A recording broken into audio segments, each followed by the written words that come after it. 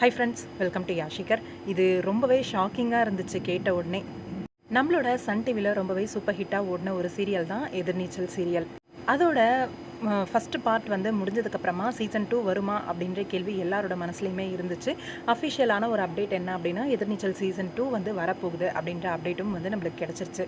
அதுவும் சன் டிவிலேயே தான் லான்ச் பண்ண போகிறாங்க அப்படின்ற அப்டேட் வந்ததுக்கப்புறம் ரொம்பவே சந்தோஷமாக இருந்துச்சு.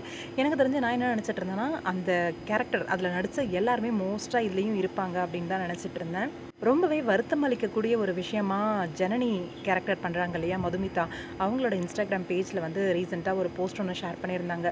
நியூ சாப்டர் பிஹைண்ட்ஸ் அப்படின்னு சொல்லி அவங்களோட டியரஸ்ட் ஃபேன்ஸ் எல்லாருக்குமே வந்து இந்த ஒரு மெசேஜை வந்து கொடுத்துருக்காங்க.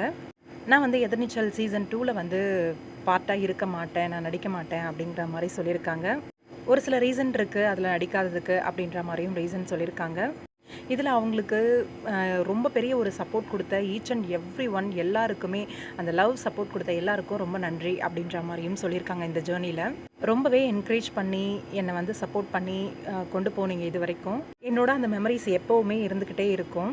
அவங்க ஒரு நியூ ப்ராஜெக்ட் வந்து கமிட் ஆகிருக்காங்களாம். எக்ஸைட்டிங்கான ஒரு ஆப்பர்ச்சுனிட்டி அப்படின்ற மாதிரி சொல்லியிருக்காங்க. அதுக்கும் உங்களோட சப்போர்ட்டும் லவ்வும் எப்பயும் போல் கிடைக்கும் அந்த ஃப்யூச்சர் ப்ராஜெக்ட்டுக்கும் அப்படிங்கிற மாதிரி சொல்லியிருக்காங்க. என்னோட சைடை வந்து புரிஞ்சுக்கிட்டதுக்கு ரொம்பவே நன்றி அப்படின்ற மாதிரியும் சொல்லியிருக்காங்க. இன்னொன்று, பயங்கரமான அட்வென்ச்சர்ஸ்லாம் காத்துட்ருக்கு அப்படிங்கிற மாதிரி சொல்லியிருக்காங்க. Much love and gratitude always அப்படின்னு சொல்லி. அட்வென்ச்சர்ஸ்லாம் காத்துட்ருக்கு அப்படின்னும் போது மதுமிதா ஒரு வேளை பிக் பாஸ் போகிறாங்களோ, இல்லை வேறு ஏதாவது மூவி ப்ராஜெக்ட் ஏதாவது கமிட் ஆயிருக்காங்களான்னு தெரியல. ஆனால் சம் ப்ராஜெக்ட் ஏதோ அப்படின்றது மட்டும் நல்லாவே தெரியுது, நியூ ஜேர்னி அப்படின்ற மாதிரி. வாழ்த்துக்கள் மதுமிதா. எனக்கு என்னவோ பிக் பாஸாக இருக்குமோன்னு ஒரு டவுட் இருக்குது. பாப்போம், வெயிட் பண்ணி.